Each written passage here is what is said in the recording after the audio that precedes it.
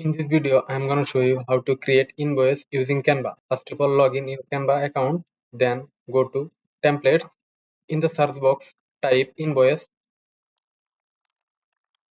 Canva have lots of free template for invoice. You can choose one of them according to your design, and some are premium, some are free. This one is premium. This edu icon in the bottom right corner of the template, this one is premium. To customize this one, we need Canva premium subscription, and for this video we will use free one. I will use this one for this tutorial. Click on that, then click on customize this template. It will redirect to the Canva design page. First of all, I will make bigger this design and to increase the value of this slider.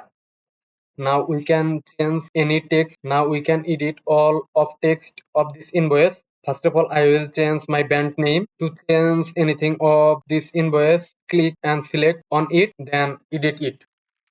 I will make it little bit bigger. I will change the font style of this text as well, and I can also reduce the font size. You can change everything of this invoice. Just select and edit. After changing all the information, I will download the invoice. To download the invoice, click on share button on the top right corner, then click on download. I will choose PDF standard format, then click on download. That's how we can create invoice easily using Canva.